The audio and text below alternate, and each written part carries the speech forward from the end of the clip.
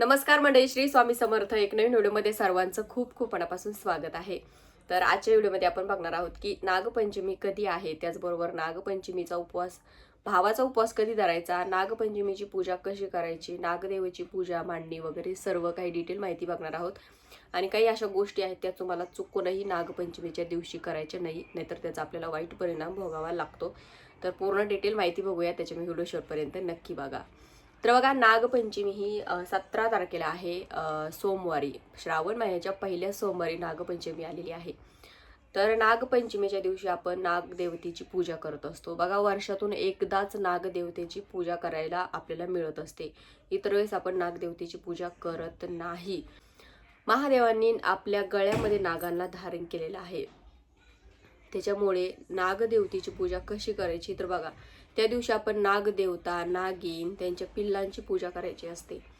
तर त्या दिवशी काय करायचं आहे तुम्हाला, आपण आपल्या घरच्या घरी पण पूजा करू शकतो. म्हणजे गावाकडं तर नागदेवतेचे म्हणजे जिथे वारुळ असतं तिथे जाऊन त्यांची पूजा महिला करतात. पण सिटीमध्ये वारुळ भेटणं इतकं काही सोपं नाही आहे. म्हणजे भेटणं मुश्किल आहे भेटणं. त्याच्यामुळे आपण घरच्या घरी पण पूजा त्याची करू शकतो. आता तुम्ही नागदेवतेची पूजा करते वेळेस तुम्ही नाग पण काढू शकता. बघा, गावाकडे पहिलं काय होतं की सारवायच्या भिंती असायच्या आणि जेव्हा ते सारवलेलं असतं ओलच, तेव्हा ते बोटांनी असं काढायच्या नागबायका. तर म्हणजे ते लगेच उमटायचं आणि नंतर मग त्याला चुन्याने याने ते सजवायच्या त्याला. पण आता आपण एक पेज घ्यायचा कोरा. आता आता कारण आता आपल्याला सिमेंटच्या भिंती असतात, त्याच्यावर आपल्याला काढणं तसं काही शक्य नाहीये. तर तुम्ही एक कोरा पेज घ्यायचा, त्याच्यावर नागदेवता काढायचे 5, 7, 9, 11 अशा प्रकारे काढू शकता. आणि भिंतीला चिटकून नंतर त्यांची पूजा करायची. किंवा पाटेवर पण तुम्ही चंदनाने वगैरे काढून किंवा रांगोळीने काढलं तरी चालतं. पाटेवर पण तुम्ही काढू शकता. किंवा तुम्हाला हा फोटो आणायचा, नाग नरसिंहाचा फोटो आणायचा, याची पण तुम्ही पूजा करू शकता. आता हा फोटो जो आहे ना, तो कोणी कोणी श्रावण महिन्याच्या पहिल्या शुक्रवारी पण लावतात जीवत्यांची पूजा करण्यासाठी, किंवा शनिवारी पण याची पूजा बायका करतात. तर याची पण तुम्ही पूजा करू शकता, कारण नागदेवता याच्यात पण आहेत. जशी तुमच्याकडे पद्धत आहे तशा पद्धतीने तुम्हाला पंचमीची नागदेवीची जी पूजा करायची आहे. तर सर्वात प्रथम आपण बघणार आहोत की बघा, त्या दिवशी काही गोष्टी आहेत त्या तुम्हाला चुकूनही करायच्या नाहीयेत. म्हणजे काय, तर बघा, त्या दिवशी म्हणजे आपण जे काही स्वयंपाक करतो, तर तवा गॅसवर ठेवायचा नसतो. म्हणजे चुलीवर तवा ठेवायचा नसतो. तळेव पदार्थ त्या दिवशी करायचे नसतात. त्याच्यानंतर भात वगैरे करायचा नसतो. भात म्हणजे नागदेवतेचे दात असतात असं मानतात, त्याच्यामुळे भात त्या दिवशी करत नाही किंवा खात नाही. त्याच्यानंतर आपण त्या दिवशी फक्त उकडीचे पदार्थ करायचे, उकडीचे फळं वगैरे असं. त्या दिवशी तळेव तवा ठेवणं म्हणजे पोळ्या वगैरे असं करत नाही. जर तुम्हाला इतर कोणती पद्धत माहिती असेल, म्हणजे तवा न ठेवता आपण जर पोळ्या करता येत असतील तर त्या प्रकारे तुम्ही करू शकता. फक्त तवा चुलीवर ठेवायचा नाही गॅसवर, किंवा तळीव पदार्थ करायचे नाही, भात करायचा नाही. पुरणाचा स्वयंपाक जर केला तर बघा, त्याच्यामध्ये फक्त तुम्ही आमटी, त्याच्यानंतर भजे करायचे नाही, भात करायचं नाही, त्याच्यानंतर पोळी. आता पोळी मी म्हटलं तवा ठेवायचा नाहीये. जर तुम्हाला इतर कशाने भाजता आल्या पोळ्या तर त्याने भाजून तुम्ही पोळी करू शकता पुरणाची. त्याच्यानंतर जे तुम्हाला म्हणजे तळीव पदार्थ आपल्या काहीच करत नाही, त्याच्या फक्त भाजी, फळं वगैरे हे करू शकता. आम्ही तर फळच करतो. आम्ही एक दिवस म्हणजे तेवढा दिवस आम्ही टाळतो सहसा. म्हणजे पोळ्या करत नाही, तळेव वगैरे काहीच करत नाही. कारण एक दिवस जर आपण तेवढं पाळलं तर काहीच होत नाही आपल्याला. तर बघा, आपण ह्या गोष्टी करायचं नाही. म्हणजे चिर पण करायचं नाही. चाकूनं, विळीनं काही भाज्या वगैरे चिरा हे पण करायचं नाही त्या दिवशी. शेतकरी बघा, गावाकडे शेतकरी एक दिवस त्यांच्या शेतातलं काम पण ते थांबवतात. कारण शेतामध्ये काही काम करता करता अचानक नाग देवता काही वगैरे आपल्या समोर आले आणि त्यांना काही दुखापत झाली, तर त्याच्यामुळे शेतीमधले लोक एक दिवस शेतीतलं काम सुद्धा टाळतात. शेतीतलं काम ते करत नाही. बघा, त्यांचं काम ते थांबवतात. मग आपण पण आपले एक दिवस जर आपण वेगळं काही खाल्लं, म्हणजे उकडीचे पदार्थ जर करून खाल्ले, तर आपल्याला पण त्याचा काहीच प्रॉब्लेम होत नाही. त्याच्यानंतर तुम्हाला काय करायचं आहे, पूजा कशी मांडायची. तर पूजा मांडते वेळेस तुम्ही चौरंग पाट घ्या, किंवा तुम्हाला पहिलं सांगितलं की मी कोऱ्या पेजवर पण तुम्ही त्याची प्रतिमा काढू शकता, म्हणजे चित्र काढू शकता.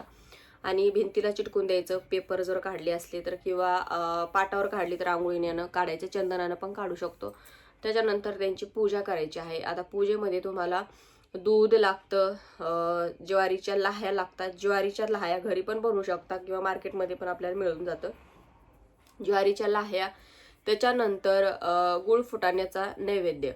त्याच्यानंतर आपण पूजा कशी मांडायची तर नागदेवतेचं ते चित्र काढायचं. त्याच्यानंतर हे सर्व काही घेतलेलं आहे ते सर्व मांडायचं. दिवा लावायचा, अगरबत्ती लावायची, नागदेवतेंना हळदी कुंकू फूल, त्यांना वस्त्रांची माळ घालायची. त्याच्यानंतर पंचोपचार त्यांची पूजा करायची. तुम्हाला आरती येत असेल तर आरती म्हणा. त्याच्यानंतर कापूरानं दीपानं त्यांना ओवाळायचं आणि मनोभावे त्यांना त्यांची पूजा करायची. खूप सोपी पूजा आहे, जास्त काही अवघड नाहीये. तर अशी पूजा तुम्हाला नागपंचमीच्या दिवशी करायची आहे. तर आपण भावाचा उपवास कधी धरतो तर बऱ्याच ठिकाणी नागदेवतेच्या भावाचा उपवास हा नागपंचमीच्या दिवशी पण धरला जातो. पण नागपंचमीच्या दिवशी जर तुम्हाला उपवास धरायचा म्हटलं तर मग तुम्हाला तो दुसऱ्या दिवशी सोडावा लागतो, कारण हा उपवास त्या दिवशी सोडत नाही. आता आमच्याकडं कसं आहे की आम्ही नागपंचमीच्या आदल्या दिवशी भावाचा उपवास धरत असतो आणि प्रत्येक बहिणीने आपल्या भावासाठी हा उपवास करायचाच असतो. बघा आत्ताच्या जमान्यामध्ये ना खूप असे भाऊ बहीण आहेत ते एकमेकांना बोलत पण नाही, म्हणजे काही त्यांचे वादविवाद असो.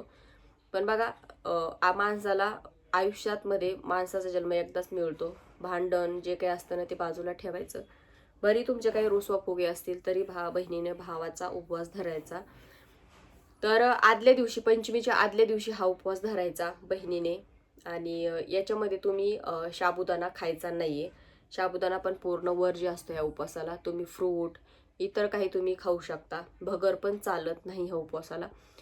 दुसरं तुम्ही जे काही खाता येत असेल फराळाचं ते खाऊ शकता. आणि दिवसभर उपवास करायचा, संध्याकाळी पण हा उपवास सोडत नाही. दुसऱ्या दिवशी जेव्हा आपण नागदेवतेची पूजा करतो, नागदेवतेंना प्रसाद म्हणजे नैवेद्य वगैरे दाखवतो, त्यानंतर तुम्ही मग तो उपवास सोडायचा असतो. मग दुपारी पण सोडला तरी चालतो दुसऱ्या दिवशी पंचमीच्या दिवशी. तर अशा प्रकारे तुम्हाला नागपंचमी साजरी करायची आहे.